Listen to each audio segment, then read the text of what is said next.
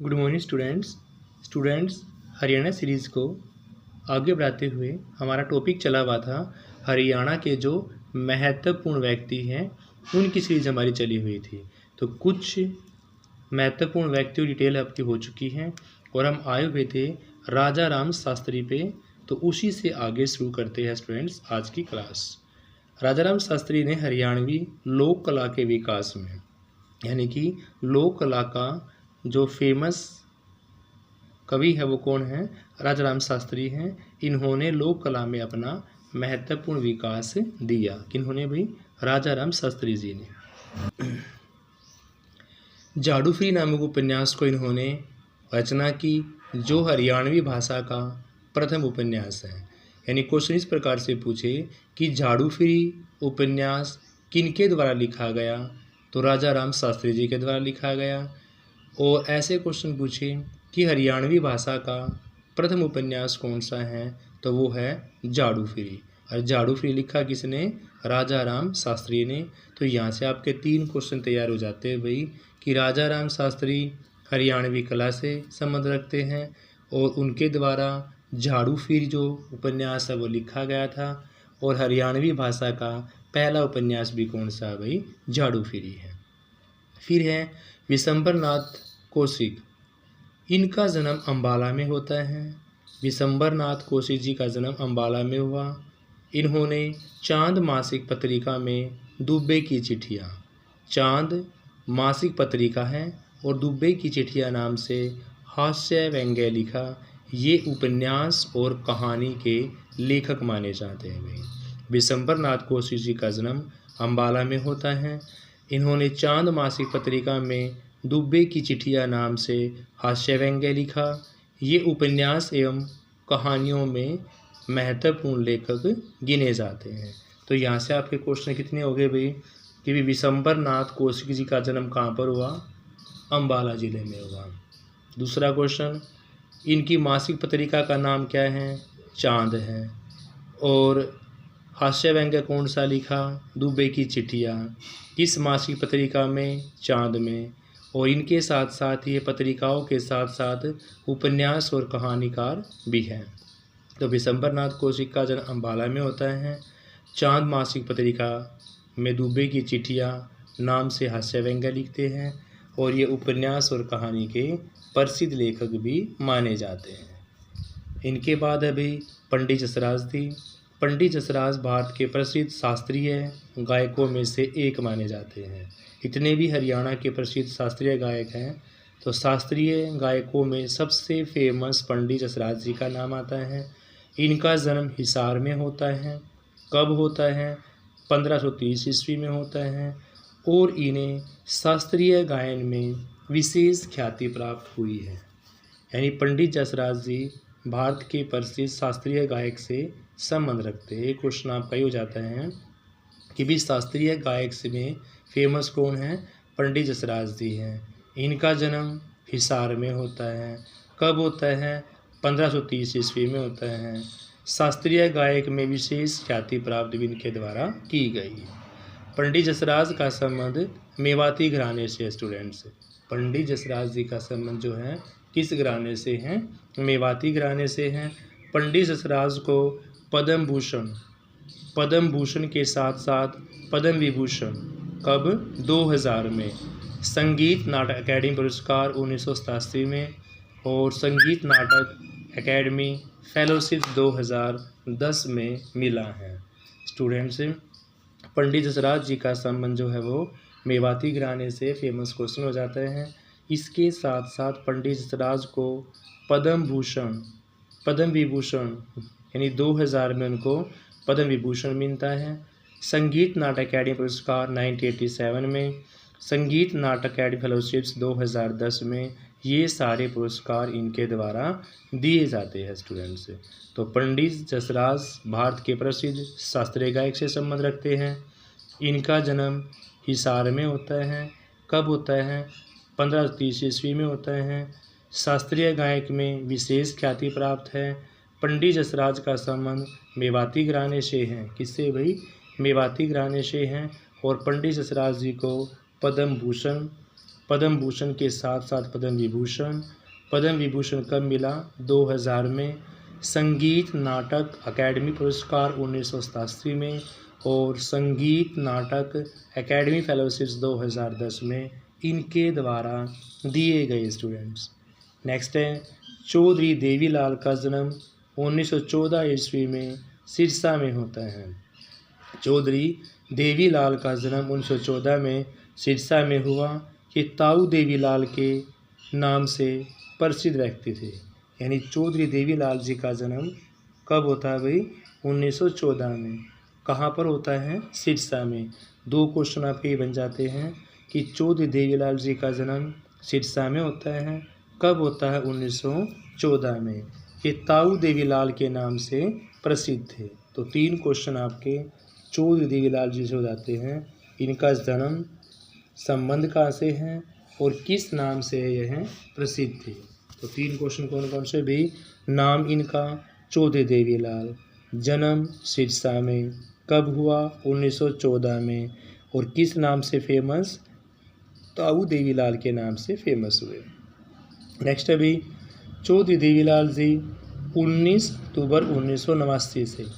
चौधरी देवीलाल जी की बात करते हैं तो भाई 19 अक्टूबर 1989 से 21 जून 1991, 19 अक्टूबर 1989 से 21 जून 1991 तक भारत के उप प्रधानमंत्री रहे और 2 बार हरियाणा के मुख्यमंत्री भी रहे। यानी कि उप प्रधानमंत्री के साथ साथ इन्होंने 2 बार अलग से मुख्यमंत्री का कार्यभार भी संभाला है स्टूडेंट्स। तो एक फेमस क्वेश्चन आपका ये हो जाता है कि भी चौधरी देवीलाल जी 19 अक्टूबर 1989 से 21 जून 1991 तक भारत के उप प्रधानमंत्री जी रहे हैं और 2 बार हरियाणा के मुख्यमंत्री भी बने हैं। तो देखो स्टूडेंट्स, चौधरी देवीलाल जी का जन्म 1914 में, कहाँ? सिरसा में। फेमस नाम ताऊ देवीलाल जी। देवीलाल जी 19 अक्टूबर 1989 से 21 जून 1991 तक भारत के उप प्रधानमंत्री रहे, 2 बार हरियाणा के मुख्यमंत्री भी बने रहे स्टूडेंट्स। आइए अब कल्पना चावला जी के विषय में भी कुछ जान लेते हैं। हरियाणा में कल्पना चावला का भी नाम बहुत फेमस है स्टूडेंट्स। तो कल्पना चावला जी का जन्म 1961 ईस्वी में, कब? 1961 में करनाल में होता है।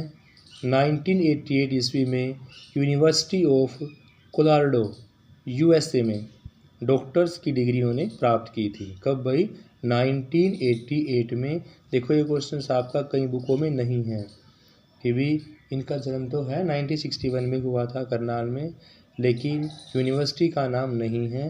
तो 1988 ईस्वी में यूनिवर्सिटी ऑफ कोलोराडो USA से डॉक्टर्स की डिग्री प्राप्त की। कब? 1988 में।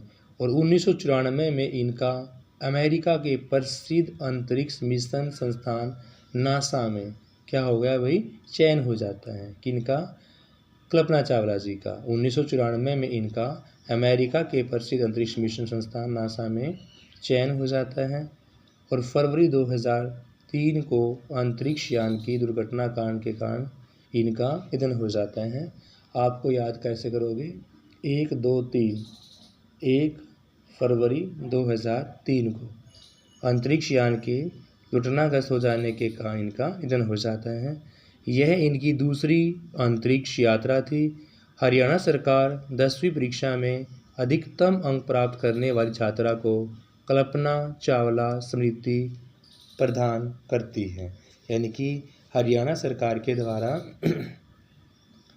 10वीं की परीक्षा में सबसे ज़्यादा अंक प्राप्त करने वाली छात्रा को कल्पना चावला स्मृति पदक दिया जाता है।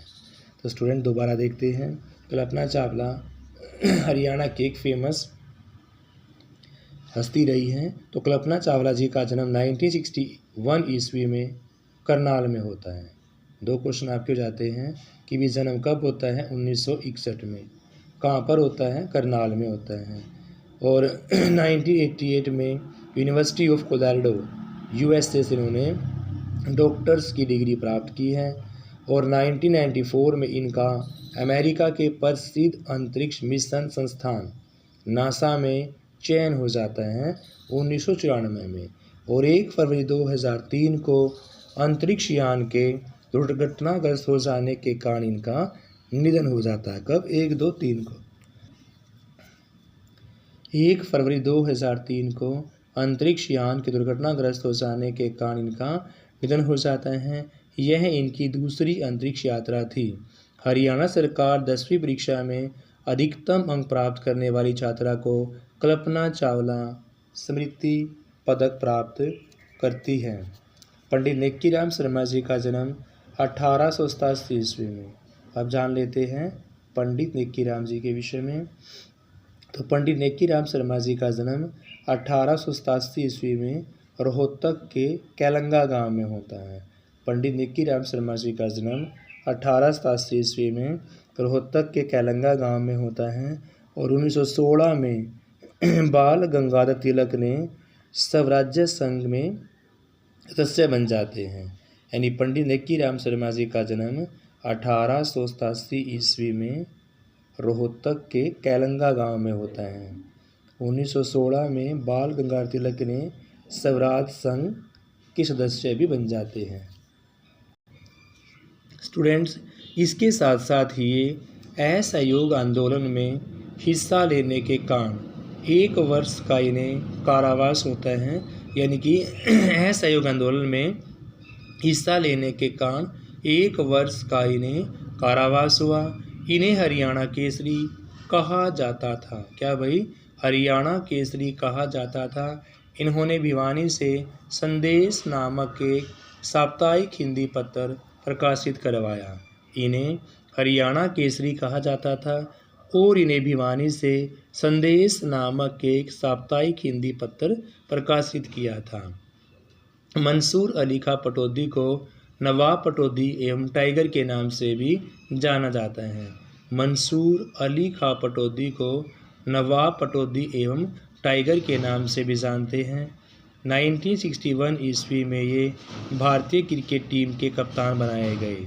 स्टूडेंट्स, मंसूर अली खां पटौदी का नवाब पटौदी एवं टाइगर के नाम से भी जाने जाते हैं। तो ये आपके इनके फेमस क्वेश्चन हो जाते हैं।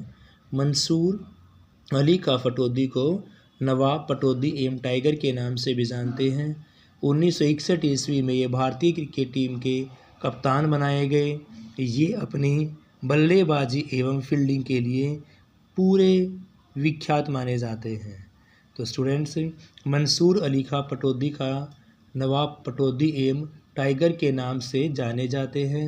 1961 ईस्वी में ये भारतीय क्रिकेट टीम के कप्तान भी बनाए जाते हैं और ये अपने बल्लेबाजी एवं फील्डिंग के लिए भी बहुत फेमस हैं।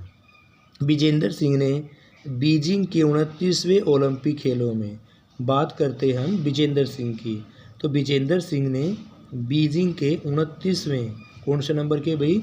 29वें नंबर के ओलंपिक खेलों में मुक्केबाजी में कांस्य पदक प्राप्त किया है। किन्होंने? विजेंद्र सिंह ने। बीजिंग के 29वें ओलंपिक खेलों में कौन से खेल में भाई? मुक्केबाजी में। और पदक कौन सा? कांस्य पदक। फिर अभी फेमस हस्ती कपिल देव जी।